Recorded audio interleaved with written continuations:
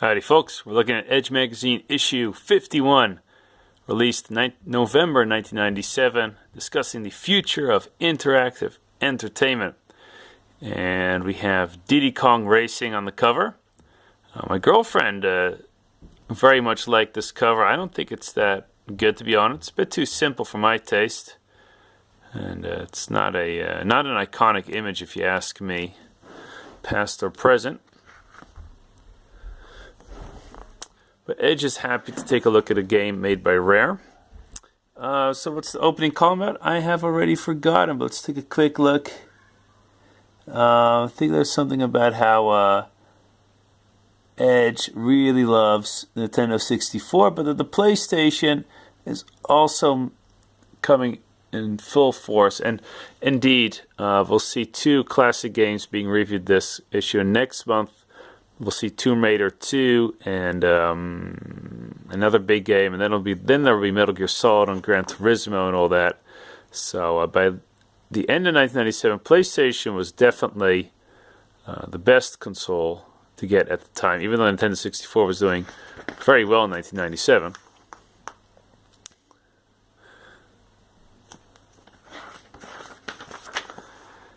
Okay, so Edge takes a look at the arcade games being released at the time. Konami has this so-called Cobra board, which didn't make much of a splash. So there's a new Virtual On game, which I never got around to playing, unfortunately, because I grew up in Europe. Capcom showing all kinds of fighting games. So yeah, the arcade games don't seem to be that interesting. The Tokyo Game Show, though, shows Gran Turismo. That would be a huge game.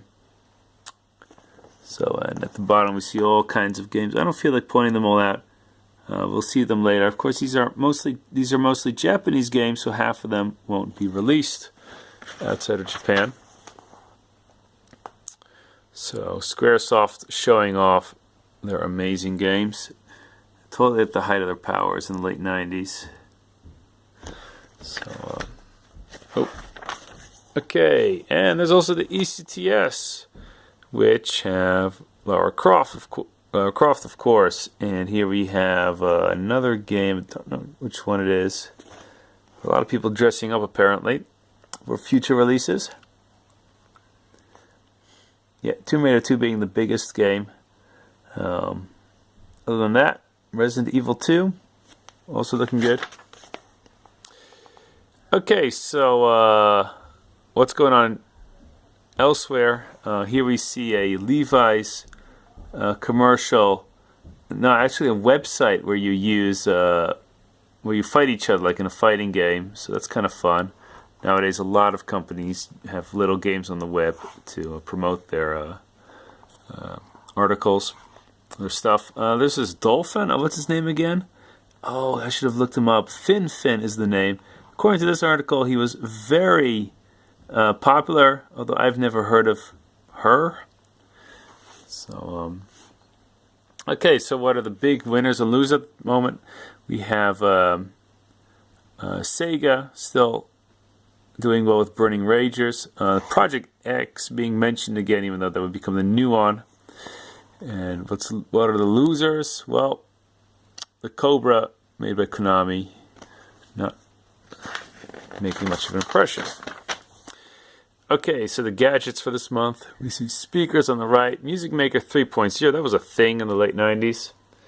Chillass. I think that's a program for making videos. Music videos, I think. At the bottom we see a bunch of CDs I don't recognize.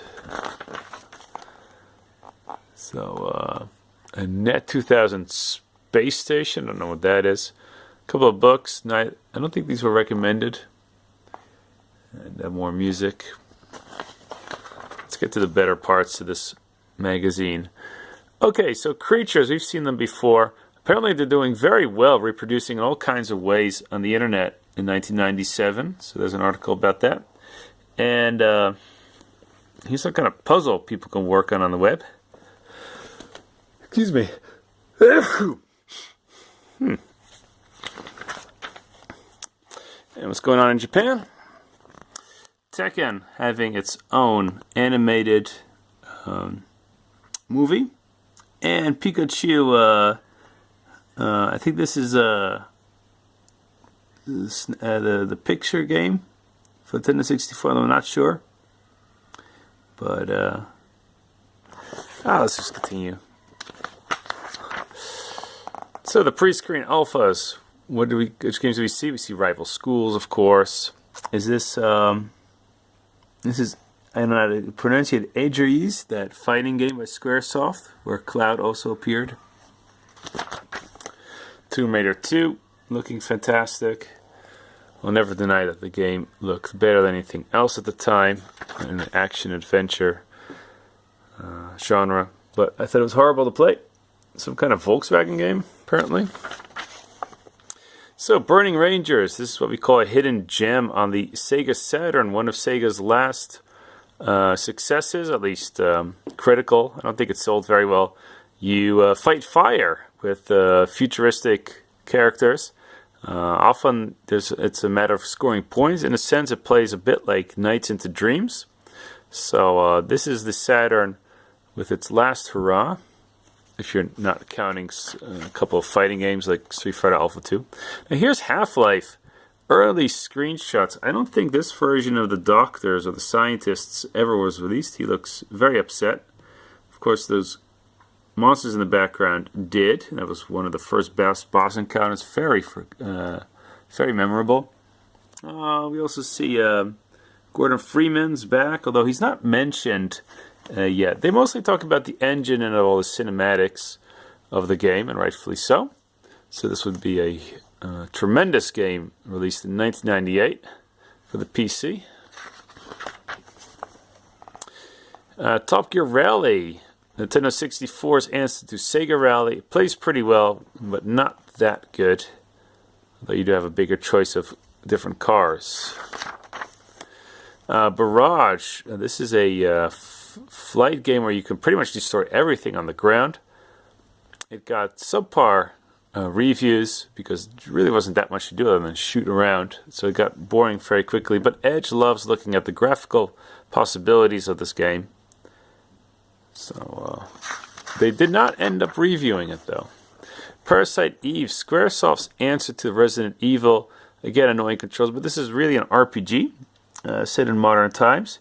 It sold very well, probably because it sounded and looked fantastic. I didn't think it played that very well, though.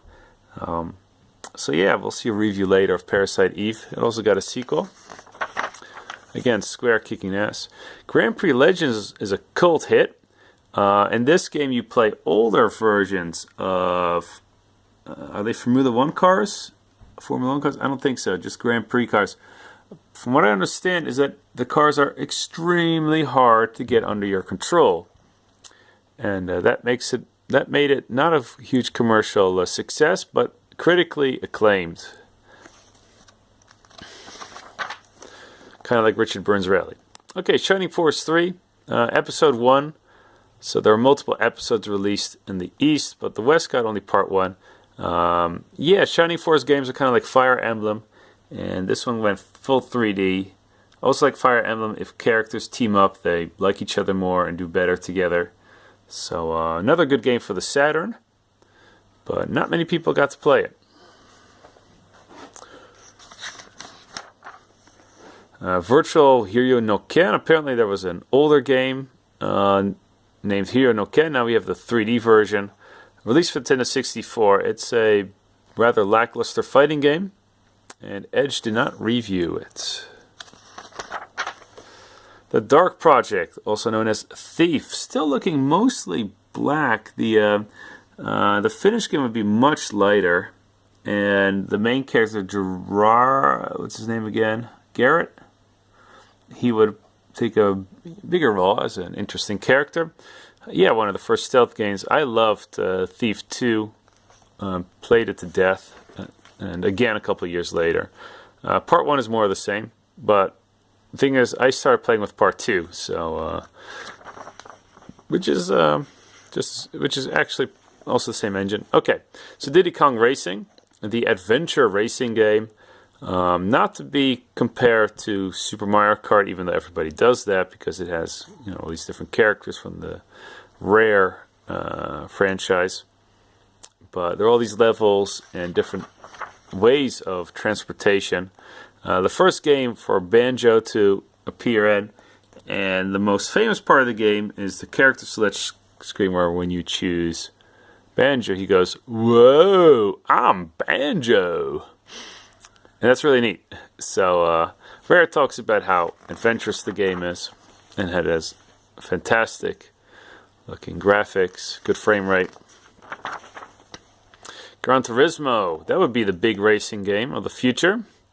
I played this one completely. I think I collected all the cars. I loved it. I thought the first game had the best structure of all the Gran Turismo games. I've played them all, and this one was the most fun, just, progressing. I think that has something to do with less switching between cars.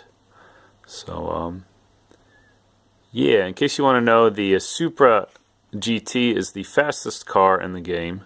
I used to think it was the souped up 3000 GT or the GTO of Mitsubishi, but I was wrong. So, yeah.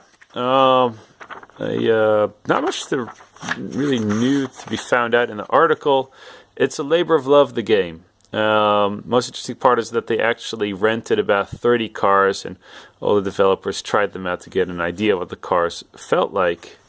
And at the time, no other racing game had such what seemed to be realistic physics. Okay, the Saturn, by late '97, had become a cult machine only 2 years after its release in the West.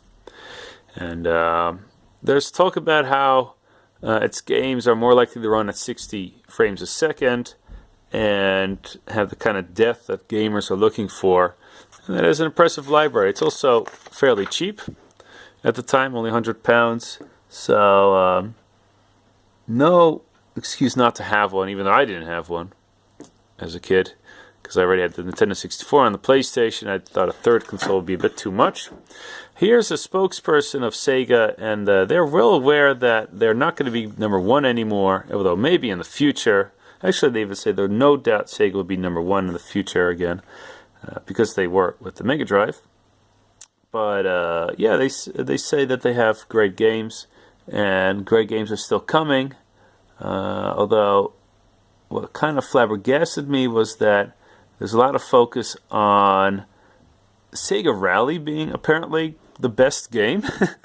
And yeah, she talks about how Duke Nukem and Quake are very strong, although those games were on the PC already, so nobody cared that much about them. There's also talk about how Sonic would be attractive for children, although I don't think any good Sonic games were released for the Saturn. So yeah.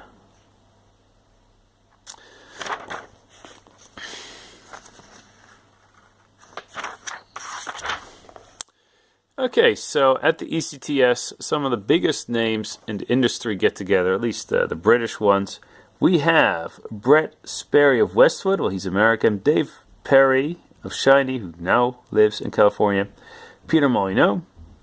Jeremy Smith, the person who made Grand Theft Auto, more or less. And David Bradman, who we all know from Elite and later games. So they talk about the industry, the lack of innovation. A lot of attention is spent on the importance of gore and coolness in games. They talk about how Mario Kart would have sold better if he could get knocked off the car and ridden over with gore. Apparently that's what Dave Perry thinks would have been part of the game, should have been part of the game. There's also talk about sex in games, although nothing new is mentioned there. And about how games have achieved a more mature audience. Yeah, what about interactivity? What do they say to that? I should have paid more attention when reading this. So, yeah, you would think that these people would say very interesting things, but I could tell that they were mostly stuck in their own visions of their own games.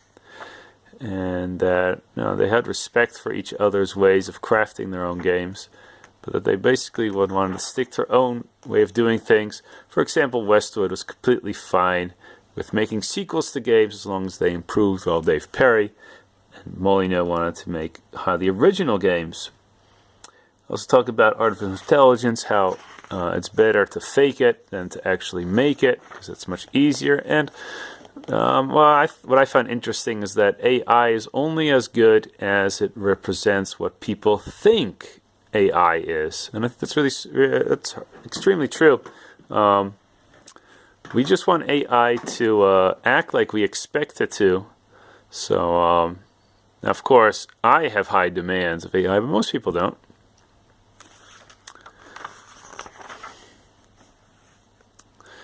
With a subscription of Edge, you could Command and Conquer Resident Evil.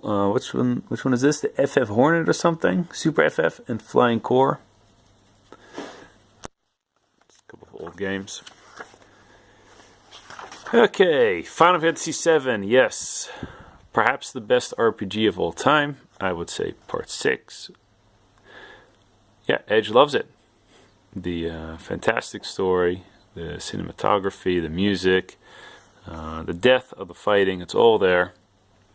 It's a 9 out of 10. Castlevania Symphony of the Night only gets an 8 out of 10. Should have gotten a 9, I think. Although, it's not as good as Super Metroid. And I liked it. I liked it at the time. I didn't like the second half that much. You could really tell it's bad level design. And it's just to get to the bosses as quickly as possible. First part is pretty good though, whole progression. The second part, you have to do a lot of flying in bat form. That's annoying. It slows down the game. Yeah, I prefer Area of Sorrow, released on the Game Boy Advance. My favorite Castlevania is the Order of Ecclesia, released in 2007 or so. But this is the third best one, and at the time, easily the best. Rapid Racer gets a 6 out of 10. Looks good, but it's just...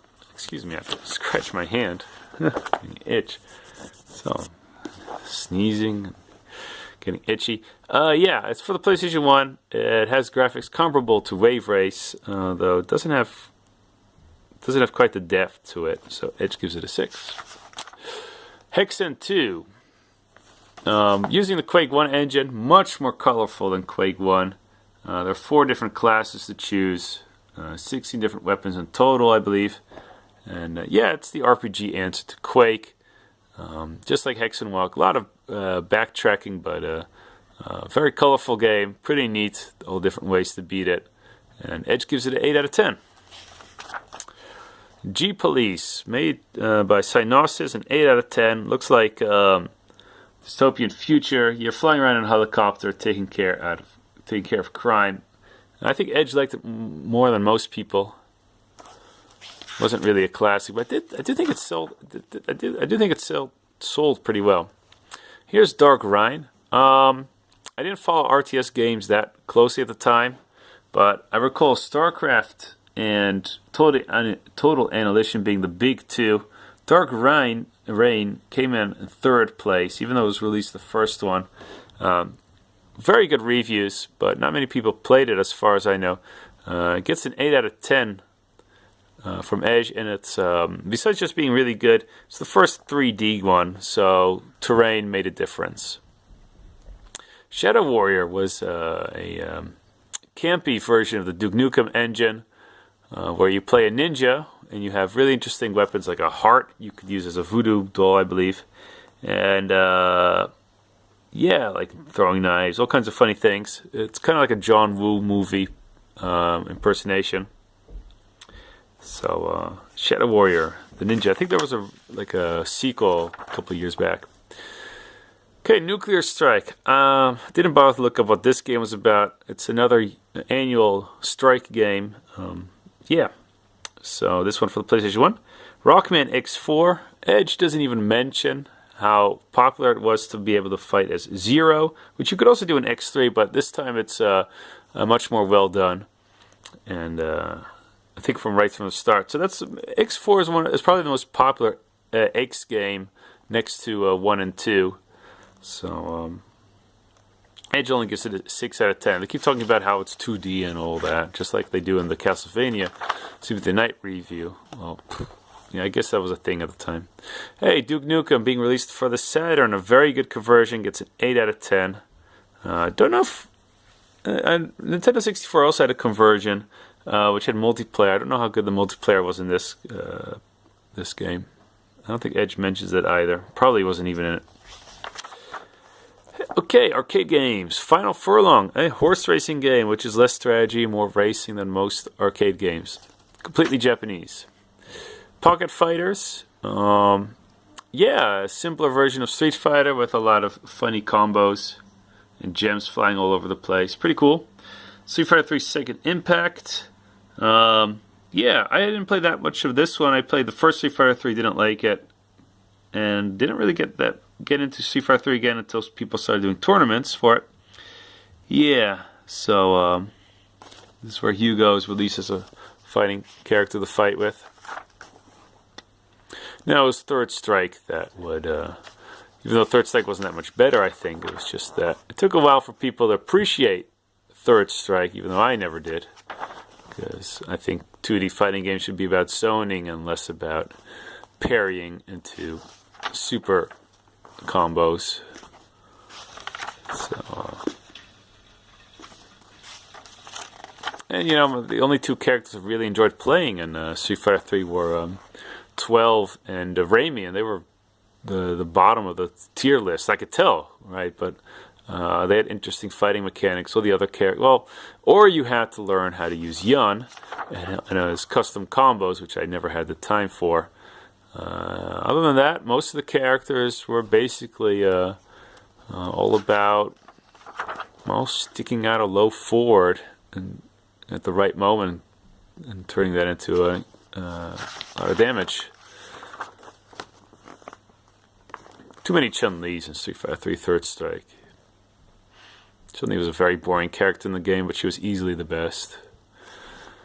Okay, some images of Final Fantasy VII, which Edge really likes. So their expertise at 3D graphics would go on to lead to their commercial flop, the movie Spirits Within.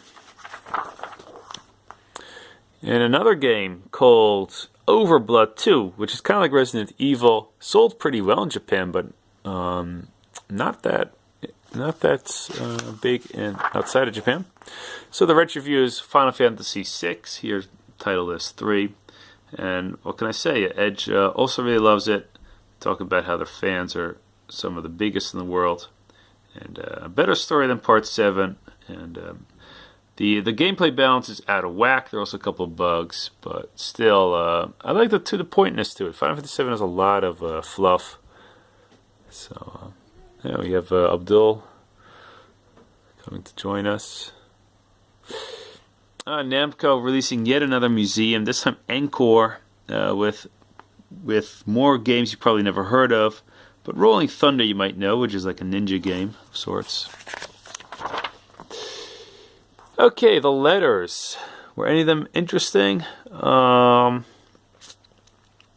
read these yesterday, but I thought after doing so, wow, how am I going to remember anything that was written here? And somebody being upset about the lack of 60 frames per second in Europe, and somebody saying that the games on the Tekken are short-lived, whereas the ones on the Nintendo 64 are better value. I kind of agree, although later with Final Fantasy VII and Castlevania Symphony of the Night and the likes, that would change. And yeah, some technical questions about why isn't there a third-party multi-tap for the PlayStation 1 and where are all the multiplayer games. And questions about the analog controllers. So, we've spent 24 minutes talking. Let's take a look at the map of Grand Theft Auto 1. That's always nice to look at, isn't it? And yes, they'll be reviewing the game next month. So, enough to talk about. Edge as a light, and that was issue. With this magazine, we also had next time we're going to be having a CD. So that was issue 51, late 1997, and I look forward to seeing you next time.